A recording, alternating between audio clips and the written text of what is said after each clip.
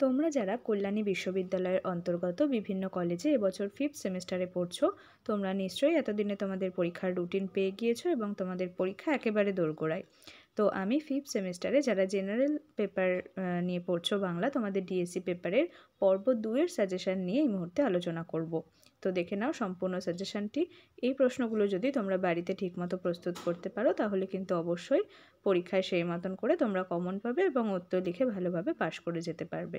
পর্ব 2-এ রয়েছে 1 নম্বর প্রশ্ন, রিয়েলিজম কাকে বলে, এ সম্পর্কে সংক্ষিপ্ত বর্ণনা করো। 2 নম্বর, ক্লাসিসিজম বলতে কী বোঝো, সংক্ষেপে আলোচনা করো। 3 নম্বর, ন্যাচারালিজম নামক সাহিত্যিক মতবাদের পরিচয় দাও। 4 নম্বর, রিয়েলিজমের বৈশিষ্ট্য লেখো। 5 নম্বর, ক্লাসিসিজমের বৈশিষ্ট্য লেখো। এই প্রশ্নগুলো কিন্তু 10-এর পাশাপাশি 5-এর জন্য আমি দিয়েছি, তো 10 নম্বরের ক্ষেত্রেও যেমন গুরুত্বপূর্ণ 5 নম্বরের ক্ষেত্রেও, কারণ এই শুধু বৈশিষ্ট্য লেখো যে প্রশ্নগুলো রেখেছি সেই প্রশ্নগুলো মোটামুটি 5-এ কিন্তু আসতে দেখা যায়। 6 নম্বরে রয়েছে ন্যাচারালিজমের বৈশিষ্ট্য লেখো। 7 নম্বরে রোম্যান্টিসিজম কাকে বলে, বৈশিষ্ট্যগুলি আলোচনা করো। এরকম একসঙ্গে যদি ভেঙে ভেঙে দেয় তাহলে সেটা 10-এ আসার সম্ভাবনা থাকে।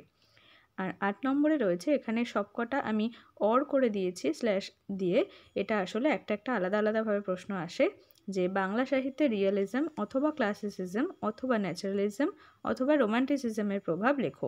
অর্থাৎ তোমাদের প্রশ্ন আসলে যে কোনো একটা আসবে যে বাংলা সাহিত্যে রিয়েলিজমের প্রভাব আলোচনা করো অথবা বাংলা সাহিত্যে ক্লাসিসিজমের প্রভাব লেখো। তো যে 4টে তোমাদের সিলেবাসে রয়েছে যে কোনো একটাই কিন্তু এবছর আসার একটা সম্ভাবনা রয়েছে। আর যে বিষয়টা এখান থেকে তোমরা দেখবে সেটা হলো এই যে প্রত্যেকটা সাহিত্যিক মতবাদ, এই রিয়েলিজম, ক্লাসিসিজম, ন্যাচারালিজম এবং তোমার রোম্যান্টিসিজম, এই 4টে বিষয়কে বলা হয় এক একটা সাহিত্যিক মতবাদ। তো এইগুলোর ক্ষেত্রে যেমন অন্যান্য দেশের সাহিত্যিকেরা রয়েছেন, এই মতবাদের উপর ভিত্তি করে কিন্তু আমাদের বাঙালি সাহিত্যিকও অনেকে আছেন। তো প্রত্যেকটা মতবাদের 2জন বাঙালি সাহিত্যিকের নাম অন্তত তোমরা জেনে রাখবে। এটা 2 নম্বরের প্রশ্নের ক্ষেত্রেও আসতে পারে।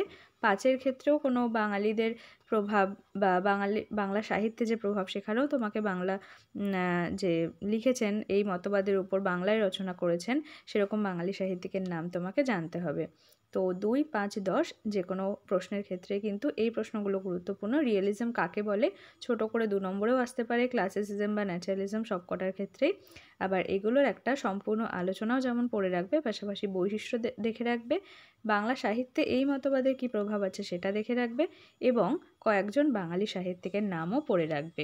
তো এই কটা যদি তোমরা ভালোভাবে পড়তে পারো তাহলে এই পেপারের এই পর্ব 2-এর ক্ষেত্রে কিন্তু তোমাদের অনেকটা প্রস্তুতি হয়ে যায়। তো এই সাজেশানটা এই পর্যন্তই। তোমাদের পরীক্ষার জন্য আগাম শুভকামনা রইল।